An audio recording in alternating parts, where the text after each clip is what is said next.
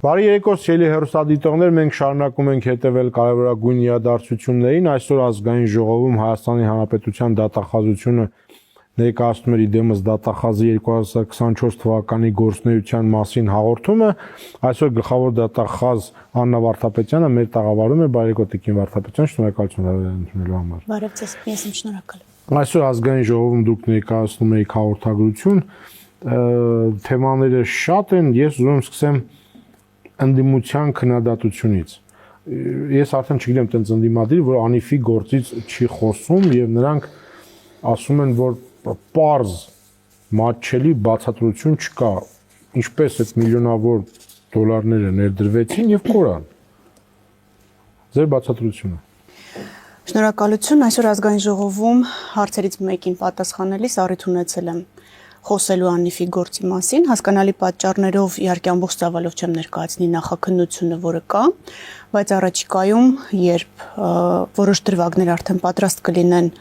դատարան ուղարկելու, ավելի մանրամասն դրանց մասին կխոսենք, բայց կարևորելով հարցը, քանի որ շատ քննադատվեց կարծես թվացյալ անգործությունը, բայց իրականում անգործության մասին չի խոսքը, բազմադրվակ եւ ըստ էության լայնածավալ քննություն պահանջող վարույթ է, ես միայն նշեմ ընկերությունները, որ պատկերացնեք, հայկական ավիաուղիներ, Flyarna հայտնի ընկերությունը, Angie Services, Outsource ՍՊ, Areva Consulting, Caucasus Services, MindCube, K&G, Masdar, Sermits Ferma, Hard Rock, Global Connect, Tavros, Apaga Projects։ Այս ընկերությունների հետ համատեղ գործունեության ընթացքում թույլ տրված չարաշահումների վերաբերյալ դրվագներն են քննվում եւ քննվում են նաեւ անիֆի աշխատակիցների կողմից բարձր եւ ըստ էության չհիմնավորված պարգևավճարներ ստանալու դրվագները։ Վստահ եմ մամուլից կարդացել եք, հետաքննող լրագրողներն էլ են այդ հարցը բարձրացնում, որ փոխկապակցված անձինք են աշխատանքի անցել անիֆում եւ ստացել են աշխատավարձ կամ պարգևավճար, որը որևէ կերպ համադրելի չի եղել իրենց կատարած աշխատանքի հետ։ Մենք, ինչպես նշեցի, բազմադրվակ վարույթ ունենք եւ բնականաբար ամբողջ ծավալով վարույթը միանգամից դատարան ուղարկել հնարավոր չի լինելու,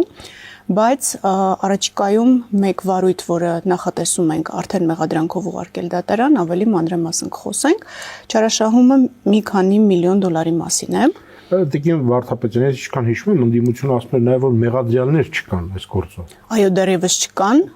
բայց դատարան ուղարկելուց առաջ բնականաբար քրեական հետապնդումներ կհարուցվեն եւ սխեման բարձելու նպատակով քննություն է իրականացվել,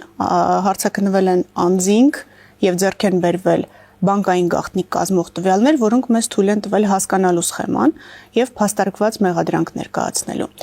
Ինչու քննությունը հիմա չի կատարվում այնպես ինչպես նախկինում էր, միանգամից հետապնդում չի հարուցվում, հետո մնացած գործողությունները իրականացվում, մենք դրա մասին խոսելու առիթ ունեցել ենք։ Քրեական դատավարության նոր օրենսգիրքը հստակ ժամկետներ է սահմանում քրեական հետապնդման համար եւ հենց այդ ժամկետների գործոնը նկատի ունենալով նախաքննությունը ձգտում է մաքսիմալ շատ տեղեկություն հավաքի մինչեւ հետապնդման գնալը եւ հետապնդումից հետո ըստ էության հաշված ամիսների ընթացքում գործն ուղարկվում է դատարան։ Բայց այսինքն ես ճիշտ հասկացա, որ սխեմա է գործել, եղել են ինչ որ ասում են մեղադրյալներ կլինեն։ Կապեր իմ նշած ընկերությունների եւ ընկերությունում աշխատած անձանց միջև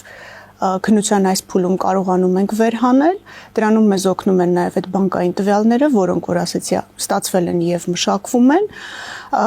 Ի նկատի ունեմ ընկերության ներսում գործող կապերի մասին է խոսքը, որովհետև այսօր ազգային ժողովում քննարկման ժամանակ շատ խոսել ենք նաև համակարգային կոռուպցիայից, սա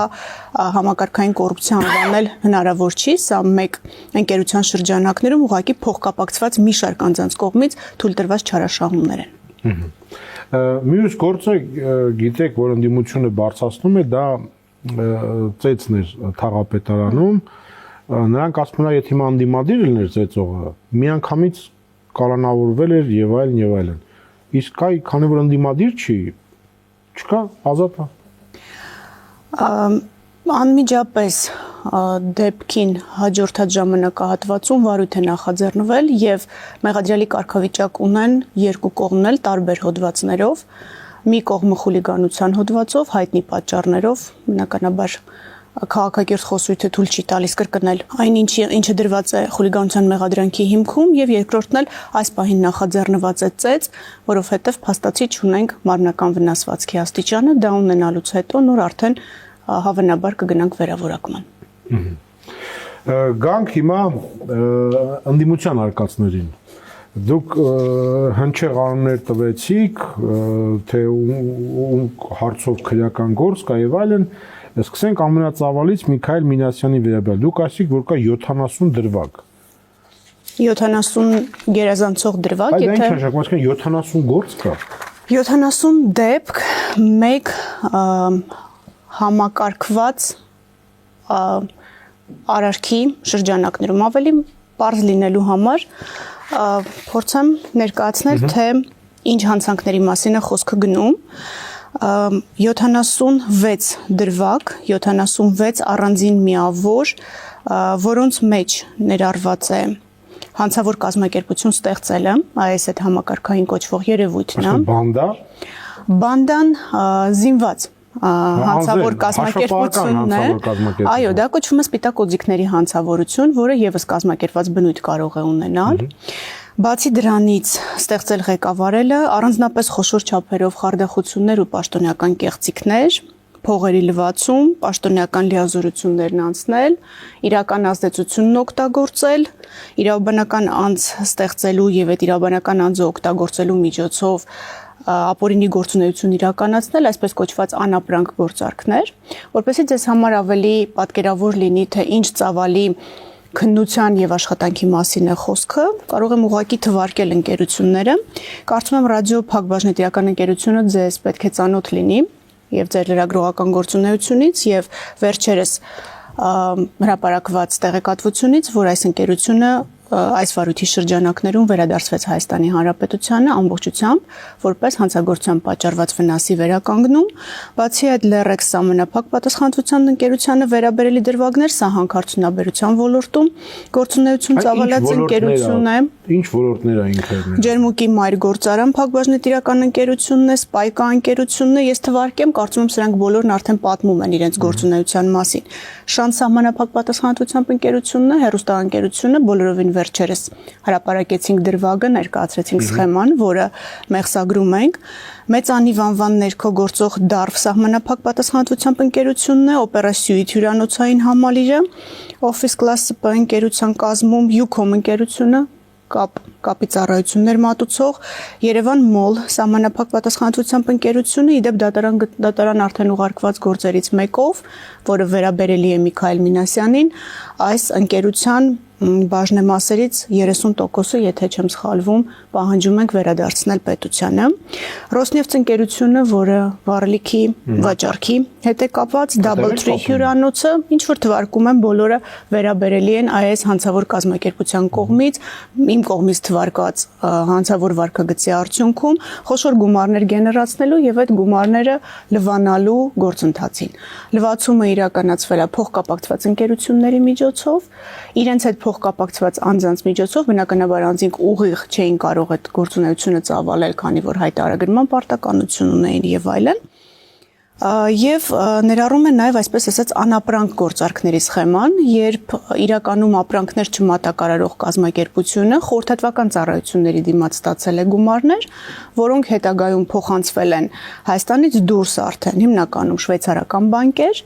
եւ շվեյցարական բանկերից արդեն տնօրինվել են ձեռք բերելու համար այն նշած ընկերությունների փայերը, նույն Ջերմուկի գործարանը, նույն Շանթի 48%-ը, Double Tree 47%-ը,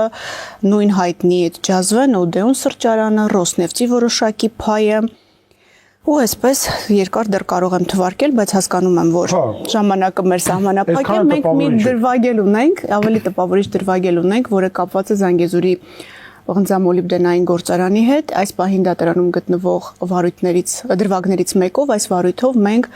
պնդում ենք, որ 25%-ը ընկերության իրականում ձեռք է բերվել հենց ընկերության միջոցների հաշվին, այսինքն Զանգեզուրի պղնձամոլիբդենային կոմբինատը որոշակի պարտավորություններ, այսպես ասած, արհեստական պարտավորություններ է ստանձնել եւ այդ արհեստական պարտավորությունների դիմաց այս հանցավոր խումբը 25% բաժնեմասը Զանգեզուրի գործարանի ըստ էության ապօրինի սեփականաշնորհել է։ Մարդու նախանձ է գալիս։ Այս պահին դատարան ուղարկած մեղադրանքը մեր համեստ հաշվարկներով 350 միլիոն դոլարի մասին է, ընդհանուր եթե գումարենք։ Այս պահին դատարան ուղարկած։ Բայց 76 դրվագները, որոնց մասին ես նշեցի, դեռ քննության փուլում են, բոլորովին վերջերս 3 երեկոյան ստացել ենք մեր գործընկերներից նաև իրենց երկրում գործող բանկերից բանկային տվյալներ, որոնց հիման վրա արդեն նոր դրվագներ կուղարկենք դատարան։ Այսինքն թիվը կաճի։ Կաճի։ Թիվը կաճի, նաև ապօրինի գույքով էլ առաջիկայում հայց կներկայացնենք արդեն։ Ինչ հայցի մասին է, ինչ ծավալի մասին է։ Սահմանադրական դատարանի վերջին որոշումը հաշվի առնելով, որը այդքան քննարկվեց, որ այ հեսա կտեսնեք, թե ինչքան անօրինական գործունեություն եք ծավալում, բայց Սահմանադրական դատարանը խնդիր չտեսավ ապօրինի ծագում ունեցող գույքի բռնագանձման մասին օրենքի սահմանադրականության հետ եւ ըստ էության վերահաստատեց, որ հանցավոր ծագում ունեցող գույքի, այսինքն հանցագործության հետ կապված գույքի մասին պետք է խոսքը գնա եւ այն ամեն ինչ, ինչ որ ես թվարկեցի, կլինի նաեւ այն ծավալում, որով որ մենք ապօրինի գույքով կգնանք։ Գագիկ Խաչատրյանի Միացյալ Նահանգներում գտնվող մենք տեսանք միլիոնավոր դոլարներ արժեցող ճակատագիր այդ տան, ինչ եղավ առանձնատան։ Առանձնատունը օտարվեց այս տարվա սկզբին եւ ամերիկյան գործընկերների հետ մենք բավական բարդ եւ պրոֆեսիոնալ ճանապարհ անցանք ինչ իմաստով, որ մի շարք փաստաթղթեր, որոնք անհրաժեշտ էին ամերիկացի գործընկերներին, որպեսզի անշարժ գույքը հնարավոր լինի արգելադրել Միացյալ Նահանգներում, դատախազությունը տրամադրեց եւ այդ փաստաթղթերի հիման վրա գույքն արգելադրվեց, հետագայում արդեն Խաչատրյան ընտանիքը որոշեց Միացյալ Նահանգների իրավասու մարմնին հաշտություն առաջարկել եւ հաշտության պայմանները 85% տալիս են Խաչատրյանների ընտանիքը, Ամերիկայի կառավարությանը 15%-ը գույքի վաճառքից մնում է իրենց։ Մենք դրանից հետո սկսեցինք խոսել արդեն մեր գործընկերների հետ, քանի որ գիտեք, օտարերկրյա տարածքում գտնվող գույքի արժեքի որոշակի տոկոս մենք այդպես կանոն կա չգրված, որ պետք է զիջենք այն երկրին, որտեղ որ գույքը գտնվում է, այո, եւ ամերիկացի գործընկերների հետ այս պահին բանավոր պայմանավորվածություններ ունենք, որ իրենց պնդմամբ մոտ 80%-ի չափով պատկերացնում են, որ գումարի պետք է փոխանցեն Հայաստանի Հանրապետությանը։ Սպասում ենք արդեն մեր կողմից բոլոր մեզնից ակնկալվող գործողությունները կատարել ենք, սպասում ենք արդեն ամերիկյան կողմի պատասխանին։ Պատասխան ինչ է գործողությունների պատասխանում։ Միլիոնների հասնող տուն ունեցող էլ կար նախկին պաշտպանության նախարար Վիգեն Սարգսյանը, ես գիտեմ, որ նաև քրեական վարույթ է ուր է հասել։ Մենք ուղարկել ենք դատարան 2024 թվականի հաշվետվության մեջ կա Վիգեն Սարգսյանին վերաբերող դրվագը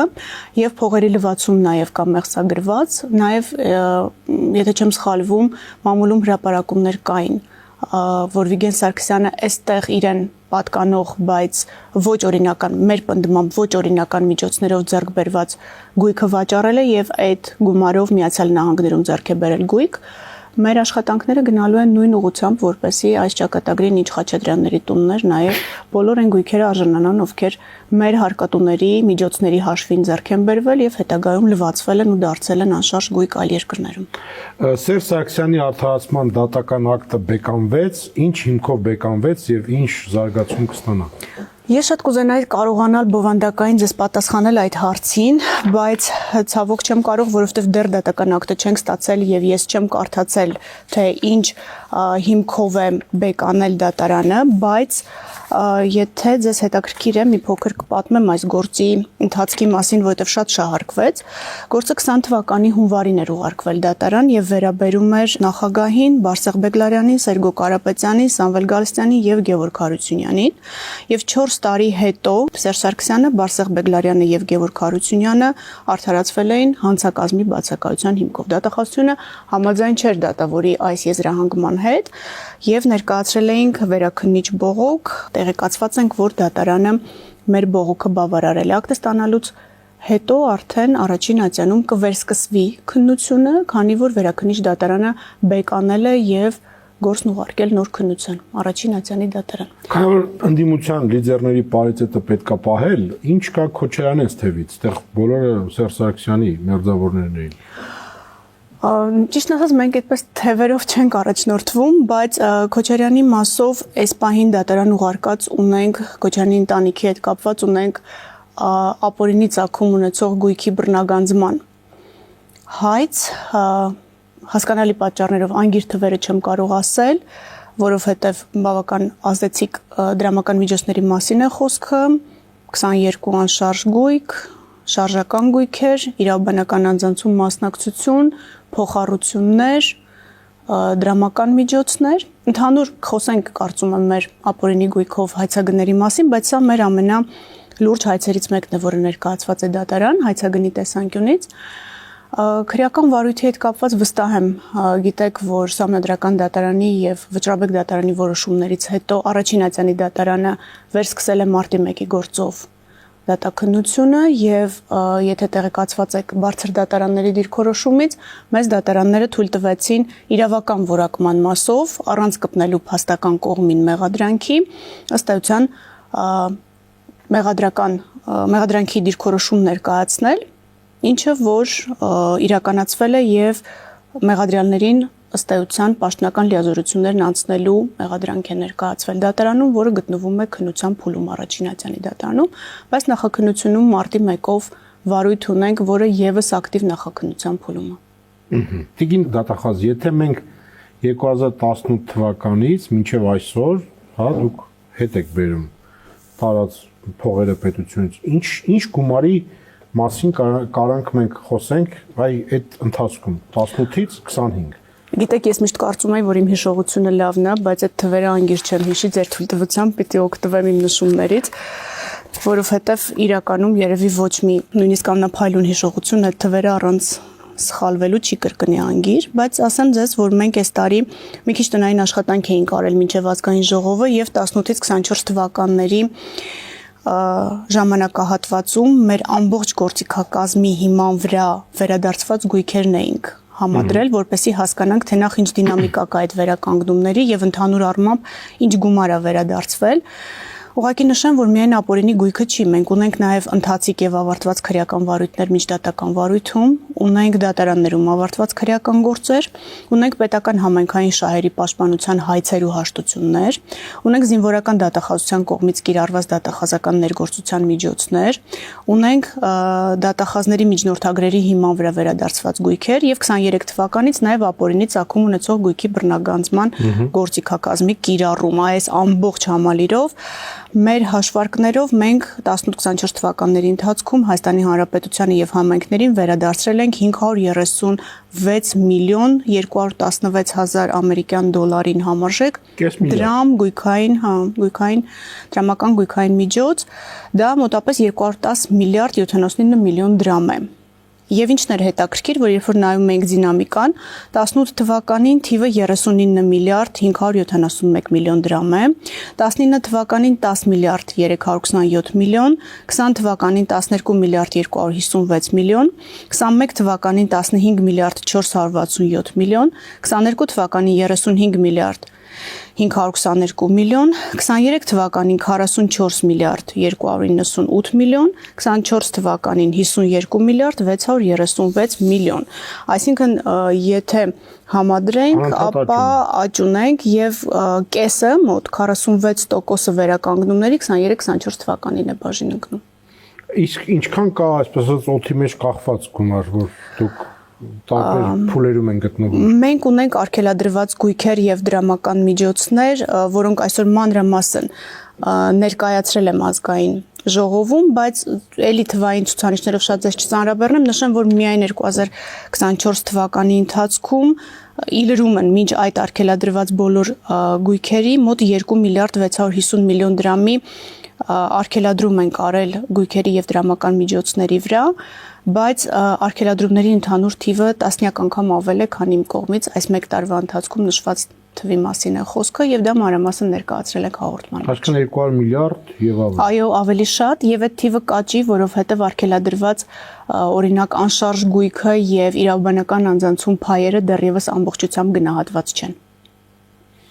Օրինակ նույն Երևան մոլի 30%-ը գնահատված չէ։ Մեծ աշխատանքի ֆրոնտ կա։ Հա։ Կանք մի քիչ ուրիշ թեմաների։ Դատարանում ավարտված քրեական գործերի վերաբերյալ մշտական դժգոհություն կա Տիկին դատախազ, ասում են գործերը չեն ավարտվում, տարիներ են տևում 2024 թվականին այս առումով փոփոխություն ունենք թե ոչ։ Գործերի քննության առումով մենք առաջին հերթին դժգոհությունը մեզ ենք վերագրում եւ մեր աշխատանքը փորձեցինք։ Մենք ենթադրում ենք, որ եթե մենք մի փոքր ավելի արագացնենք տեմպերը, դա հայլային էֆեկտով կանդրադառնա նաև դատարանի վրա։ Ուստի այս տարի էլի մի հատ տնային աշխատանք ենք արել հասկանալու համար, թե մեր մոտ ինչքան է տևում ընդհանրապես նախաքննությունը։ Եվ օրինակ 2024 թվականին էլի թվերին պետք է հենվեմ, որպեսզի պարզ լինի, որ ասածից տակ ոչ թե ենթադրությունը, այլ փաստ։ Ավարտված քրեական վարույթների 42%-ը քննվել է մինչև 2 ամիս, 21.5%-ը մինչև 4 ամիս, 15%-ը մինչև 6 ամիս, 11.9%-ը մինչև 1 տարի, 9.5%-ը 1 տարուց ավելի ժամկետում։ Սա միայն 2024 թվականի համար։ Եվ այս տարի հանձնարարական եմ տվել ամբողջ համակարգին, որպեսզի առնվազն 4 ամիսը մեկ յուրաքանչյուր վարույթ դատախազը պահանջի, հասկանալու համար արդյոք վարույթով արդեն վերջնական որոշում կայացնելու ժամանակը չէ։ Եվ հաշվի առնելով, որ այս վարույթների մեծ մասը կարող են լինել ոչ մեծ եւ միջին ծանրության հանցագործություններ, իսկ դրանք շատ դեպքերում այո կարեւոր են, պետք է ավարտվեն, բայց այս մեծ վերականգնումները եւ լուրջ փոփոխությունները ծանր ու առանձնապես ծանր հանցագործությունների դեպքում են, մենք առաջնահերթությունները փոխել ենք դատախազության համար եւ մեր արդյունավետության գնահատման հիմքում դրել ենք 4 չափանիշ։ Դատարան ուղարկված ծանր առանձնապես ծանր հանցագործություններ, դատարանում ավարտված ծանր առանձնապես ծանր հանցագործություններ, պետական համայնքային շահերի պաշտպանության հայցագին եւ հանցագործությամբ պատճառված վնասի վերականգնում։ Այս տարի կամփոփենք հասկանալու համար, թե այս մեր առաջնահերթությունների սահմանումը ինչ էֆեկտ ունեցավ եւ ըստ այդմ նաեւ կառաջարկենք դատարաններում որոշակի փոփոխություններ։ Մենք կարծում ենք, որ որոշակի ուղենիշային ժամկետներ ամեն դեպքում պետք է սահմանվեն դատարանների համար, որովհետեւ քրեական հետապնդման ժամկետները երբ միջդատական վարույթում սահմանվեցին, դա նախաքննության ահագին լուրջ խթան հանդիսացավ վարույթները ավարտելու ընթացքը լուծելու համար։ Քրեական վարույթների նախաքննության ժամկետները կապված նույնպես բողոքներ, դժգոհություններ կան, որ տարիներ է տևում, միջինում որքան է տևում նախաքննությունը։ Միջինացված եկեք շատ հստակ թիվ ձեզ չասեմ, բայց եթե խոսքը գնում է ծանր կամ առանձնապես ծանր հանցագործության մասին, ապա տարին գերազանցում է։ Օրինակ իմ կողմից նշված վարույթը, որի մասին երկար խոսեցինք, 2019 թվականից քննված վարույթ է եւ 300 հատորից ավելի ծավալ ունի, ինչը օբյեկտիվ պատճառ է իհարկե քննությունը որոշակի ժամկետ որոշակի ժամանակ համբերություն ունենալու, որպեսզի այդ քննությունը պատշաճ իրականանա եւ հանգուցալուծվի դատարան ուղարկելով, բայց կան իրավիճակներ, երբ որ այդ ձգձգումները պայմանավորված են անգործությամբ։ Մեր հիմնական մարտահրավերը այն է, որ առաջնահերթին մեր կողմից անգործություն չդրսևորվի։ Ծանրաբեռնվածությամբ պայմանավորված անգործություն, շատ հաճախ քննության ուղղությունը չպատկերացնելով պայմանավորված անգործություն, դրա համար մենք շատ ակտիվացրել ենք նաև դատախազական հսկողության մեխանիզմները, հատկապես այս փողերի լվացման գործերով։ Այսօր ազգային ժողովում առիթ եղավ խոսելու, որ քննության ձևաչափը անընդհատ փոխվում է եւ դա տրամաբանական է, որովհետեւ կոռուպցիոն հանցագործություններն էլ են փոխվում։ Եթե առաջ նույն կաշառքը անձինք ստանում էին, հա, որոշակի թղթադրամներով, ապա հիմա իհարկե հիմա մեխանիզմները փոխվել են։ Եթե նախկինում չարաշահումները դրսևորվում էր ինչ որ հա գաղտնալսումների վերաբերյալ տվյալներ ստանալով, հիմա այդ չարաշահումները երևում է ստորագրված փաստաթղթերից, կադաստրային գործերից, եւ մենք հիմա քննությունը ավելի շատ կենտրոնացնում ենք այս փաստաթղթերը ճիշտ կարդալու, փաստաթղթերը գտնելու, նաեւ արտերկրից այս փաստաթղթերը ստանալու եւ հատկապես բանկային գաղտնիքները ստանալու եւ ճիշտ կարդալու շրջանակներում։ Դրա համար փողերի լվացման քննությունները ակտիվացել են, մենք էլ համ սովորում ենք, համ էլ զուգահեռ այս վարույթները մեր կարծիքով պատշաճ ներկայացնում ենք դատարան։ Նաև շատ խնդիրներ կային եւ շատ տարակարծություն կար կալանքը խափանված միջոց կիրառման հետ կապված տիկին դատախազ։ Մի մասը կարծում եմ, որ մեղմ է քաղաքականությունը, մի մասը կարծում եմ, որ կալանքը շատ է կիրառվում, ինչ ասում վիճակագրությունը այս մասին։ Իրականում իսկապես եթե ես ինչ-որ մի բան չեմ հասկանում, միշտ փորձում եմ վերադառնալ կամ դրա ակունքներին կամ նայել ինչ թվային ցուցանիշներ կան։ Այս տարի կանխատեսելով հարցը ազգային ժողովում, քանի որ անցյալ տարի շատ քննարկվեց, ես խնդրեցի, որ համեմատենք 23 եւ 24 թվականներն ու ինձ ներկայացնեն ինչ տվյալներ ունենք։ 23 թվականին 50715 քրեական վարույթ է նախաձեռնվել ամբողջ հանրապետության տարածքում եւ կալանքը որպես խափանման միջոց ընտրելու միջնորդություն ներկայացվել է վարույթների 4%-ով։ 4%-ով։ 24 թվականի ընթացքում 58895 քրեական վարույթ է նախաձեռնվել եւ միջնորդություն ներկայացվել է 3.87%-ով։ Այսօր ազգային ժողովում էլ հարցադրումը հնչեց, որ կալանքը օգտագործվում է որպես պատիժ, կալանքն օգտագործվում է որպես լրացուցիչ վերբալ ապացույց ստանալու միջոց։ Իմ կարծիքով սրանք հնացած պնդումներ են, որովհետև այն նշած նույն կոռուպցիոն հանցագործություններով ոչ մի ցուցմունք ու վերբալ ապացույց կայուն չէ։ Եթե մենք չունենանք պատշաճ ֆինանսական քննություն, գալու է դատարանում ուրիշ ցուցմունք է տալու ու դրանով վերջանալու է ամբողջ պատմությունը։ Դրա համար իմ կարծիքով արդեն ժամանակավրեպ են բոլոր այն պնդումները, որ այ ռեպրեսիաներ են կիրառվում, որպեսզի վարույթները բացահայտվեն։ Երկու օրինակ բերեմ։ Ես այս տարի 2 անգամ գնացել եմ Բարձրագույն դատական խորհուրդ, խնդրելով Բարձրագույն դատական խորհրդին թույլ տալ քրեական հետապնդում հարուցել դատավորի նկատմամբ։ Վերջերս, մեկը փետրվարին, մեկը ապրիլին։ Փետրվարի դեպքը անզգուշ հանցագործությունը ըստ էության էլի ժամկետներին է վերաբերում, քանի որ ձգձգվել էին քննության ժամկետները դատարանում եւ վաղեմությունը լրացել էր։ Երկրորդ դեպքում արդեն կոռուպցիոն հանցագործություններ, այդ նույնն արվել էր արդեն կաշառքի դիմաց։ Բայց էլի ձգձգել էին, չէ՞։ Էլի ձգձգել էին բավականին եւ խոսակցությունն էլ ամբողջ գնում էր հենց այդ ձգձգման մասին, որ թեև դատախազը պնդում է եւ ուզում է այդ փորձաքննության եզրակացությունը, բայց մի քիչ էլ կձգեմ, չեմ տա եւ այլն։ Առաջին դեպքում բնականաբար ես Բարձրագույն դատական խորհրդից չէի հայցել թույլտվություն նաև ազատությունից զրկելու հետ կապված խափանման միջոց ընտրելու, ինչու որովհետև այլևս անիմաստ էր, մեզ որևէ խոչընդոտ չկար մեզ համար քննությունը ավարտելու։ Երկրորդ դեպքով ես միջնորդել եմ եւ խնդրել եմ Բարձրագույն դատական խորհրդին թույլ տալ ազատությունից զրկելու հետ կապված խափանման միջոց կիրառել, ինչու, որովհետև կային ապացույցներ, որոնք գտնվում էին անձի տիրապետման ներքո, ով մեր մեղադրյալներ դառնալու։ Եվ բնականաբար այս ժամանակահատվածում, կարճ ժամանակահատվածում մեզ անհրաժեշտ էր անձին մեկուսացնել, որպեսզի կարողանայինք այս ապացույցները ստանալ։ Ինչի՞ եմ այս օրինակը սենց ակնառու բերում, որ բարձ լինի, որ կալանքը կիրառվում է այն դեպքերում, երբ որ մենք լուրջ վտանգ ենք տեսնում քննության համար, եւ դա բնավ ինքնանպատակ չէ։ Եվ այն ընկալումը, որը կար մի քանի տարի առաջ, որ այ կալանքը դա պատիժ է, ես կարծում եմ, որ հասարակության մեջ, բայց իմ մոտ կալանքի բացակայությունն էլ արդարության բացակայության մասին էր խոսում, այո, բայց սա իրականում ավելորդ ինչ որ ագրեսիվ մոտեցում էր, իմ կարծիքով մտցնում հասարակական ընկալման մեջ, քանի որ շեշտադրումներն էին սխալ։ Ի վերջո, միջդատական վարույթում խափանման միջոցը հետագայում նվազեցնում է պատիժը, դա էլ պետք է չմոռանանք, քանի որ հաշվարկվում է, իհարկե։ Եվ հիմա շատ դեպքերում մենք նախընտրում ենք, որ ազատությունից զրկելու հետ չկապված խափանման միջոցներ լինեն, որպեսզի հետագայում չստացվի, որ անձը միջդատական վարույթում կամ հետո դատարանում գրեց վերջացրեց պատիժը եւ չդառնա այն բոլոր շահարկումները, որ ավելի շատ մարդ կա օրինակ կալանքի տակ, քան որպես դատապարտյալ ազատազրկման վայրում։ Ես կարծում եմ, այս խոսույթը ժամանակի ընթացքում կնվազի, սա չեմ հասկանում ինչի անընդհատ բարձրացում, չնայած կարծում եմ, ստեղ ավելի շատ շահարկում կա, բայց թվերը խոսուն են,